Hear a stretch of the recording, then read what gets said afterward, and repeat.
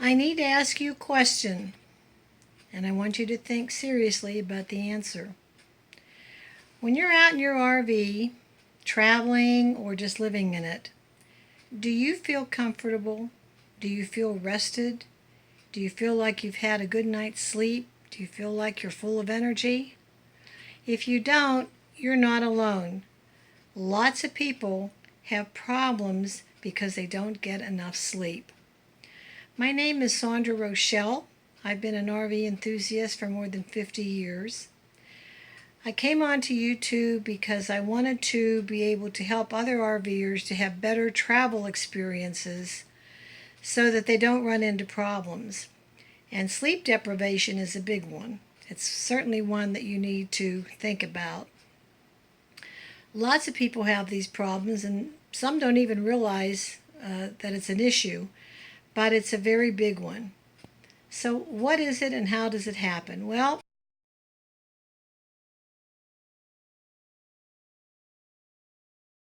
sleep deprivation basically means you don't get enough sleep. So what happens if you don't get enough sleep? Well, it affects your personality, it affects your health, it affects your perceptions, which can affect your driving and cause accidents and other problems. And it's certainly something you don't want to be dealing with if you don't have to. Fortunately, there are things you can do about it, but you have to pay attention and do them. The first thing is you need to look at your mattress in your RV. If it's one of those little thin blue things that has no support whatsoever and every morning gives you a backache or some such, then you need to look into getting a different mattress.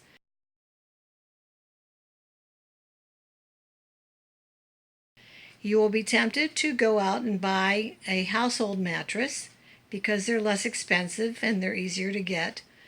But that's a mistake because most of them are heavy and they can cause problems in your RV. What you want to do is go to a dealership that sells RV mattresses and make sure that you get one that is weight rated so that it won't be too heavy for your axles.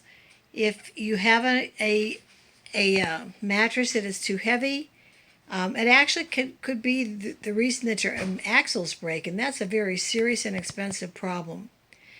Another option is to get an air mattress. Those have their problems too. An air mattress, while very comfortable, loses air as you're moving around in your sleep. And if it loses too much air, you wind up with the same problem you have with the thin mattress. It loses its support.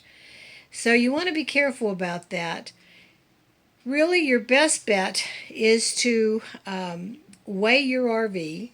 You do this by going to a certified truck scale, which can be found in most truck stops. Weigh your axles. Then look at your booklets that came with your RV to see what your axle weight should be. If you're within range, then fine. If not, you need to do something about getting a different mattress that is lighter and doesn't weigh as much. You also need to pay attention to your bedding. Covers that are too heavy will keep you from sleeping well. Covers that are too light will keep you from sleeping well. Too much air conditioning, too much heat. These are all things that cause sleep problems when you're out on the road. Another thing to remember is that when you first go on an RV trip, you're going to a different environment. You're in a different bed, you're in a different room, the air conditions are different, and it takes a couple days to adapt. But in most cases, you will adapt in a few days. But the first couple days can be rough. You just may not sleep well, and that'll make you grumpy and cause arguments and all that good stuff.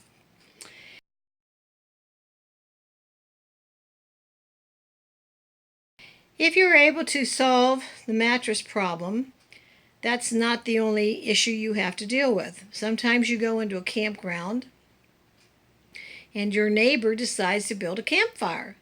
He doesn't know how to build a campfire, but he's going to build one come hell or high water. So he takes all the junk he can find and he throws it into the fire pit and he lights it up.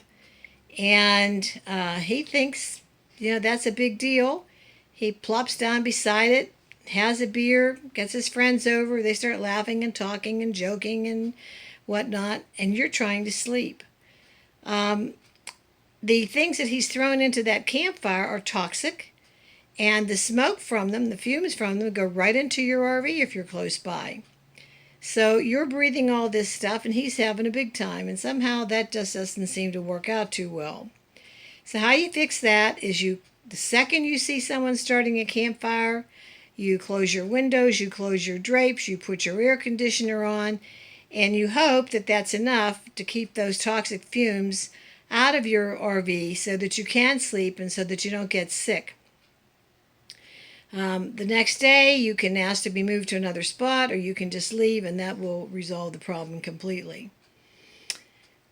That will also resolve the noise problem. Noise won't come through as strongly if you have those curtains and windows closed and your air conditioner on, of course. So, if you've resolved those problems and you're still having trouble sleeping, you may want to see your doctor and to see if he has something he can give you to help you sleep, or to test you to see if there's some problem. You might have sleep apnea, or you might have stomach problems that are keeping you up at night and you don't realize that that's the reason. Whatever it is, you need to look into it, because sleep deprivation is serious and it's not something that you want to be dealing with when you're on the road, because you want to enjoy your vacation. You want to have a good time, and you can't have a good time if you're tired. You just can't. It just doesn't work out.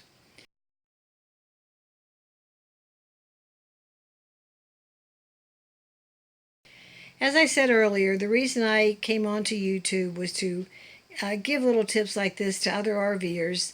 These are things most people don't think that much about, but they're things that do affect you.